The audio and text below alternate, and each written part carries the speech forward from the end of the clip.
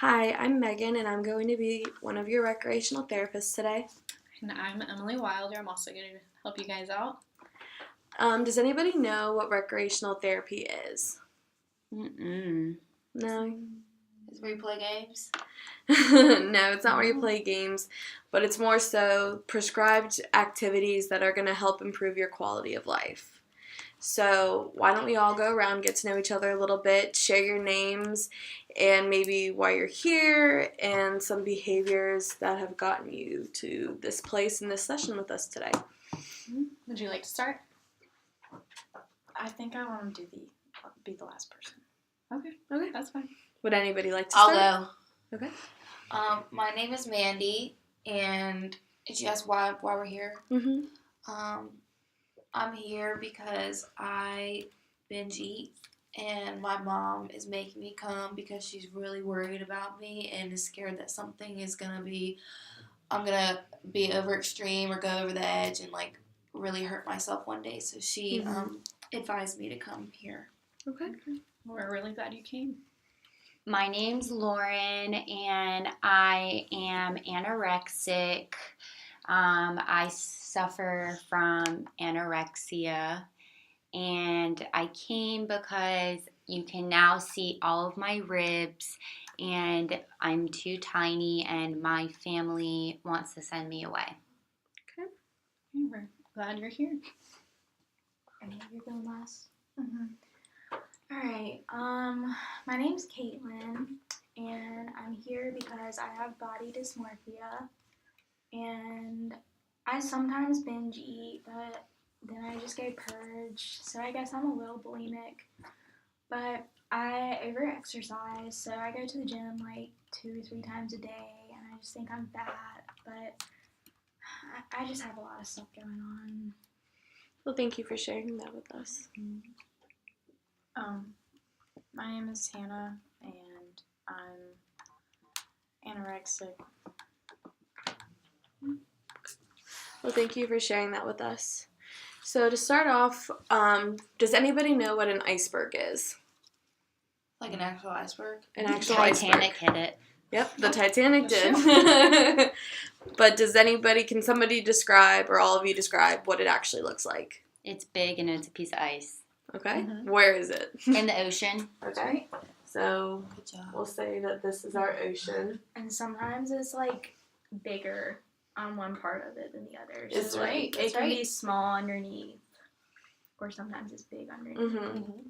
So usually, like you said, there's 2 different sections. Part of it's in the ocean, and then part of it's up here. And you were right, the Titanic hit it because they thought it was this little iceberg, but it was actually, a really big one.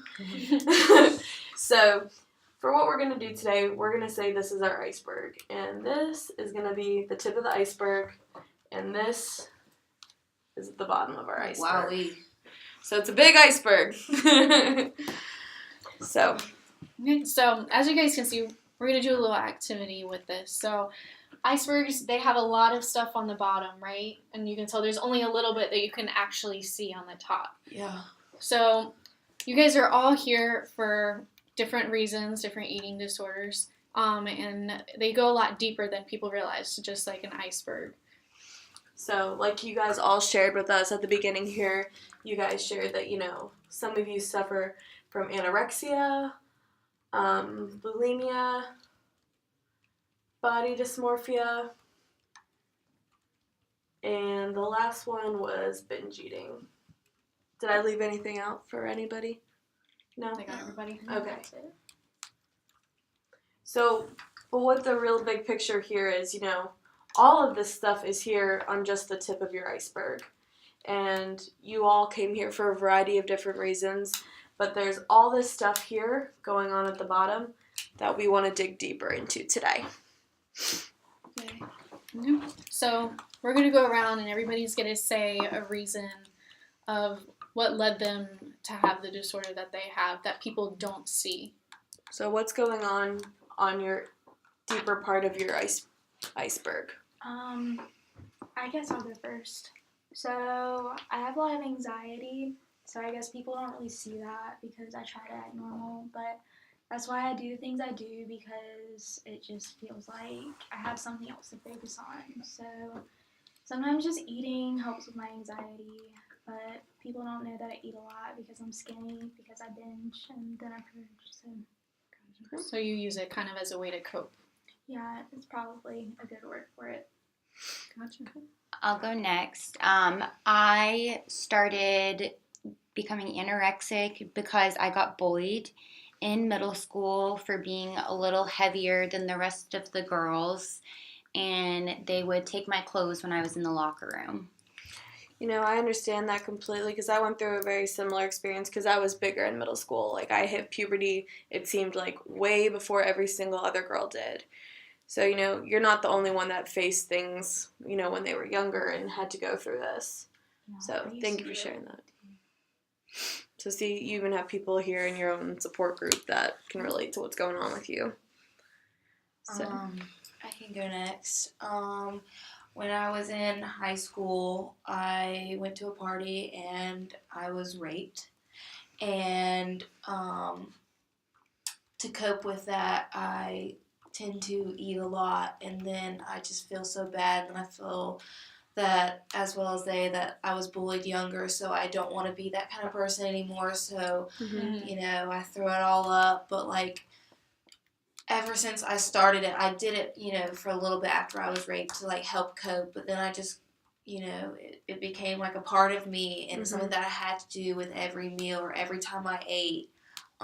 So that was probably the underlying reason why I started binge eating. Is that okay if we write that on the board? Yeah, that's fine. Okay. So how about you? My boyfriend thinks that I look better skinnier, so that's why I don't eat. Mm-hmm. Okay. And is it okay if we write that on the board? Mm-hmm. Alright, so boyfriend's thoughts. Okay, so as y'all all can tell, you know, this is just the tip here. This is what everybody's dealing with right now. But what a lot of people aren't seeing is that, you know, to some degree you're experiencing these things. You know, you all have your own little thing that you're going through and experiencing. But, you know, this is the big stuff, and this is the real reason why you're here, because we really want to address these things. Gotcha. So right now we're going to reflect on how these affect your eating disorder. So I know that you guys said that coping was a reason you guys had your eating disorder.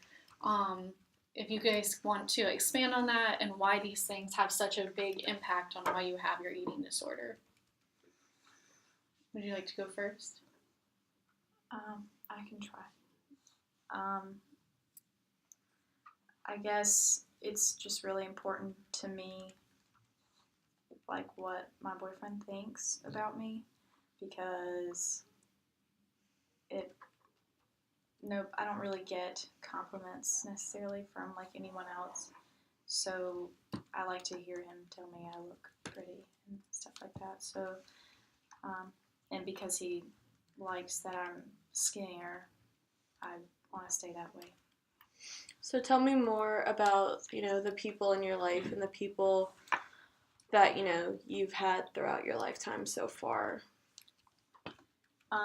So what do you mean by that? Like, You know, do you and your mom have a really good relationship, or do you have a lot of friends? Were you homeschooled? Things, you know, social things that you've done throughout your years to get you kind of to this point. well, my dad's not in my life, and my mom works all the time to support us, so I'm kind of alone a good amount of time, except for when I'm like with my boyfriend. So, yeah. He's So- a big part of your life. Yes. So your boyfriend's opinion means the most because that's who it sounds like you see the most out of everybody and hear from the most. Okay. Well, thank you for sharing that with us. Mandy, what about you? Can you ask the question again? So how has what you put on the board, so you said you were raped, how has that been an impact? I know you said it was a coping, a way you coped with this situation, but like how else has that impacted your eating disorder? My rape? Or anything else? Well, along with my rape, when I was raped. My friends didn't believe me. My friends told me that I was lying just to get attention. Of course, the boy denied it. I felt like everyone was out to get me. I felt like I lost all my social support besides my mom. And it's hard for me to talk to my mom because she's not there. So I'm all alone, and that's why I used binge eating as a way to cope, because that was something that was just constantly there. I could always go buy food. I'd feel better, and then, I would look at myself and I'd feel terrible, and I would just want to throw it up.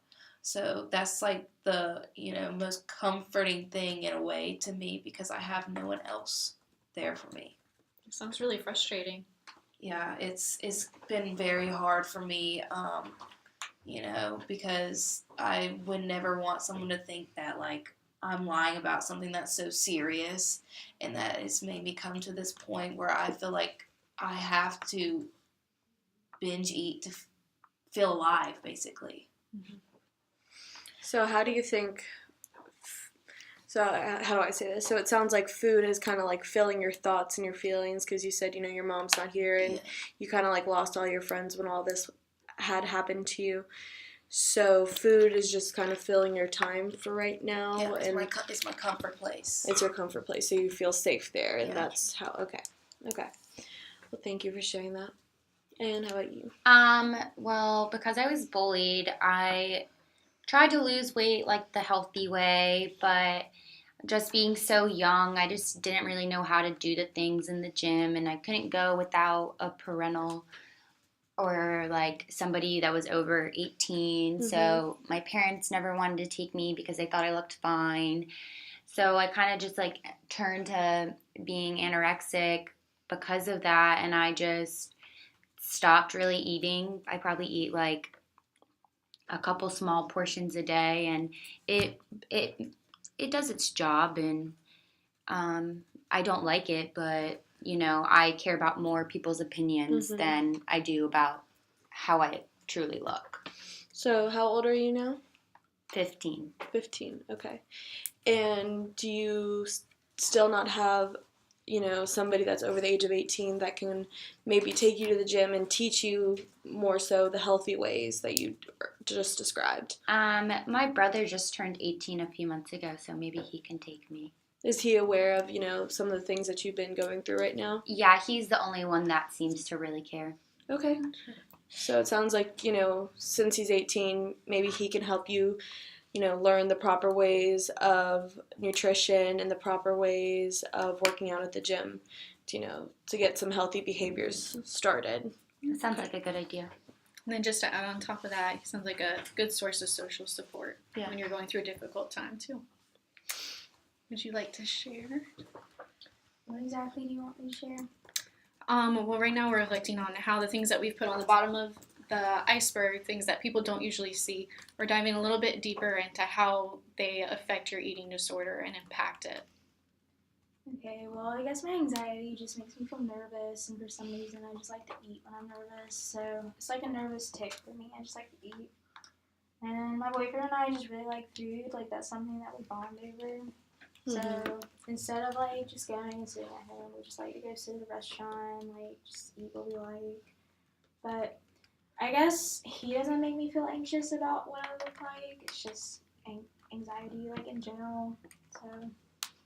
So it sounds like it's your own perception of your body, not somebody else's. It's your own. Yeah, I just never feel like I'm happy with the way I look. And that can probably be very frustrating. Yeah, it can be, but I guess it helps knowing that other people feel the same way I do sometimes. So that's nice. Mm-hmm.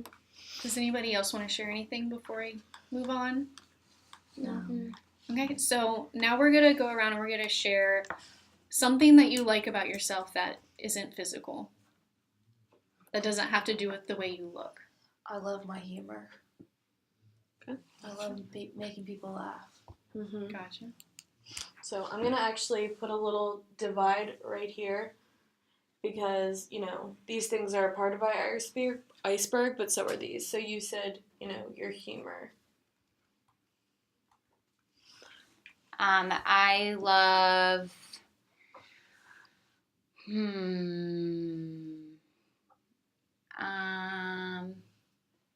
I don't really know. I'm not happy about anything about myself. So maybe I'm good at school. Well, that's not really something that's, truly on the inside. That's something that you do, and it sounds like you do quite well. But, you talked about your brother here earlier. What makes you, a good sister to him? I'm reliable. You're reliable, okay? It's a really good quality.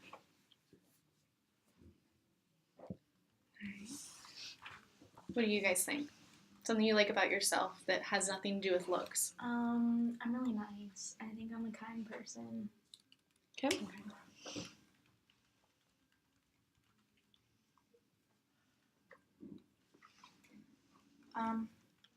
I usually don't struggle a lot in school, which not a lot of people can say, so maybe I would say I'm smart.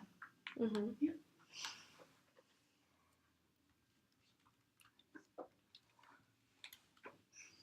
Okay. So, again, we're going to look back at our iceberg right now. Again, at the top, these are the things that we're dealing with right now. But there are so many other things that you are besides what the tip of the iceberg is telling you.